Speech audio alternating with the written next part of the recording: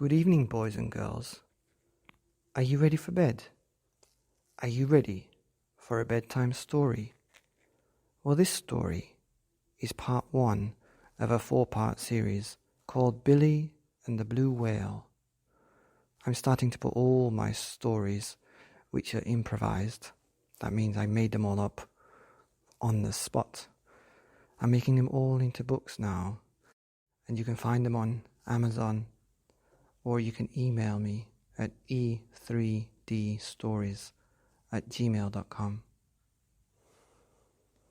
Once upon a time, there was a little boy who was very, very shy. He didn't have any brothers or sisters, and he lived all alone with his mummy and daddy. But his mummy and daddy were always working. His daddy worked in a factory miles and miles and miles away from his home, meaning that Billy only saw him on the weekends. His mom worked in a restaurant, and she came back really late every night. So the boy, when he left school each day, had to get on the bus, get off the bus, walk all the way up the stairs to his house, open the door, turn on the oven, cook the food that his mom had prepared the night before, eat it by himself, do his homework by himself, brush his teeth, wash his face, and go to bed, all by himself. His mom would come home about 10 o'clock at night, and he was always still awake, waiting for her. Whenever he heard his mom close the door as she came in from work, he would close his eyes and go to sleep, or pretend to go to sleep even. And every time his mom came back, she would always, without fail, go straight to Billy's bedroom first, just to check that he was sleeping. And every night she would see his eyes were closed, and every single night she would give him a kiss on his forehead. Billy always tried to stay awake, but as soon as his mom kissed his head, he fell fast asleep. In the mornings, when he would get up, his mom would have breakfast with him, tell him what food she'd made the night before, so that he would know what he had to prepare for dinner that night to eat alone again. And then Billy would go to school. On the weekends, Billy's dad would always get home on Friday night around 10 or 11 o'clock.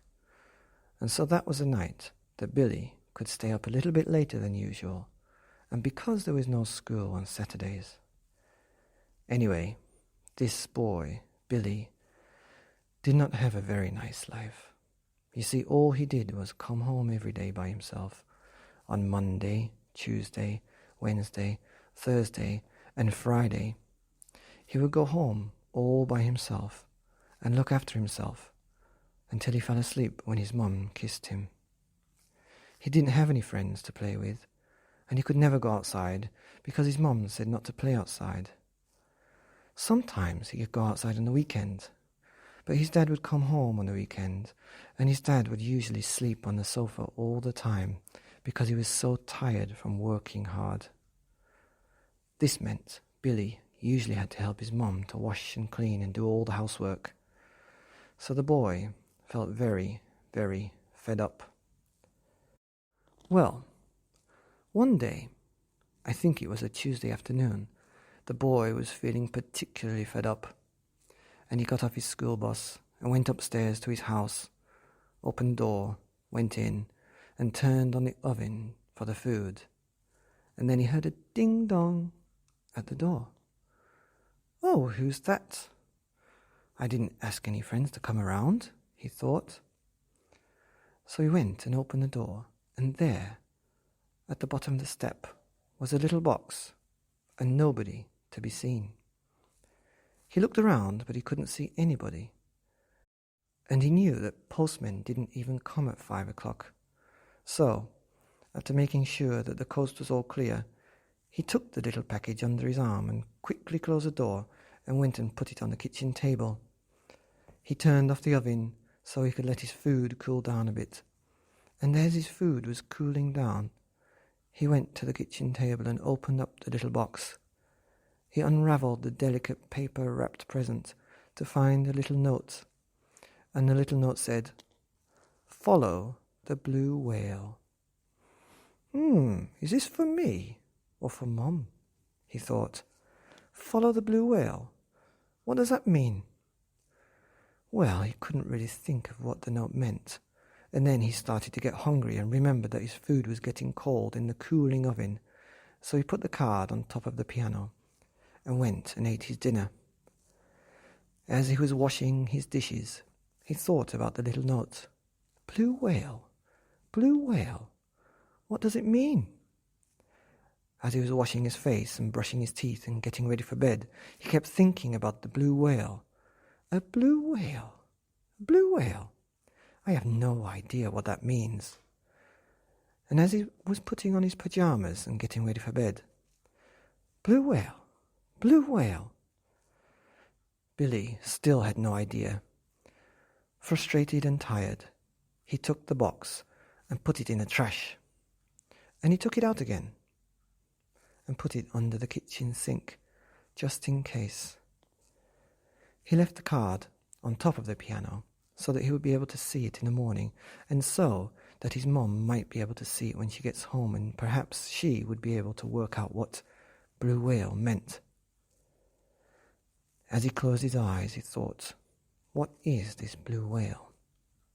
He still had no idea. And then, as usual, he heard his mom opening the door.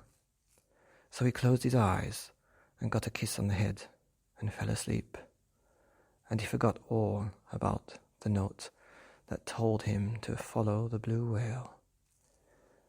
The next day he got up and did the same as usual, all by himself, and the next day, and the next day. And then it was the weekend, and his dad came home and slept on the sofa for what seemed like 2 days straight. Billy's life went on like this for a few weeks, and I think his dad took the card off the piano because nobody knew what it was for, and so everyone in the house forgot about the little note that just said, "Follow the blue whale." And then one strange day, as Billy was going to school on the school bus, he saw a picture of a blue whale on a car driving by. When he was in the classroom, he was learning his new words for the week, and there, in his school book, was a blue whale at the top of the page. At playtime, even his friend was playing with a toy blue whale, and then, as he was getting on the bus to go home, to the empty house, to the cold food in the fridge that he had to heat up, there, in his seat, where he always sits alone by the window near the back, was a small, handmade blue whale. He picked it up, and it said, "Come with me."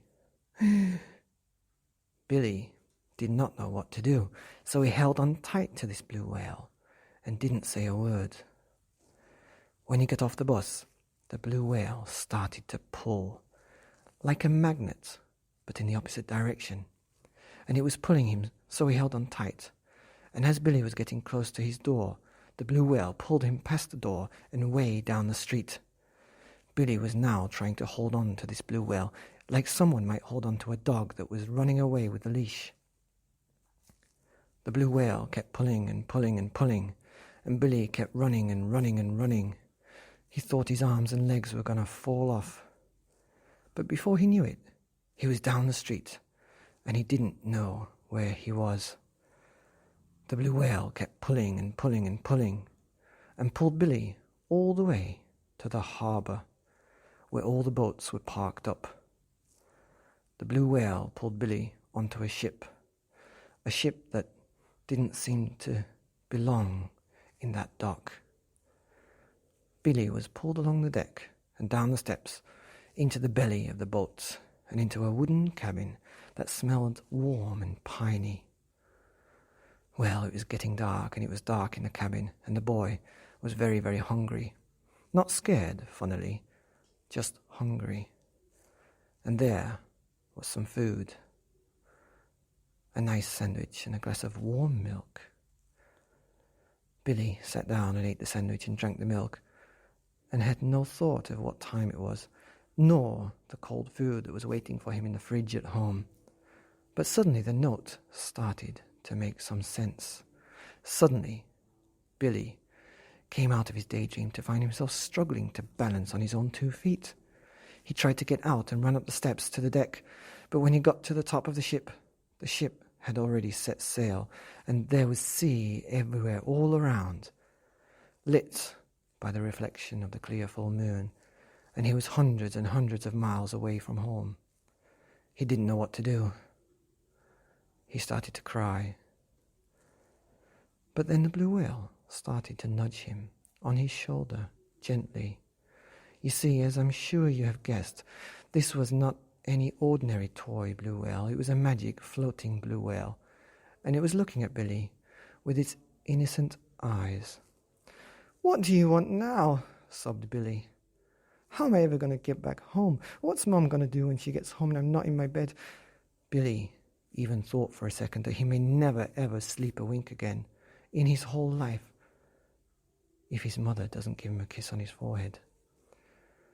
The blue whale nudged his shoulder again, and so Billy went back along the deck, down the stairs, and to another room this time, further down into the belly of the ship. The blue whale pointed with its tail to the door, and Billy opened the door with his eyes still wet from the tears. There, inside the room, sitting at a grand wooden desk with maps sprawled all across, held down by candles and compasses and clocks, was a very old man with white hair under his captain's hat and a white beard grown neatly to the top of his navy coat. The smell of the captain's pipe mixed with the wax and the wood and the old spice. "You must be the captain of this mysterious ship," thought Billy. The boy sat down, and the old man started to explain everything. Well, almost everything. The end. Look out for Billy and the Whale Part 2, coming soon. Sleep tight, sweet dreams.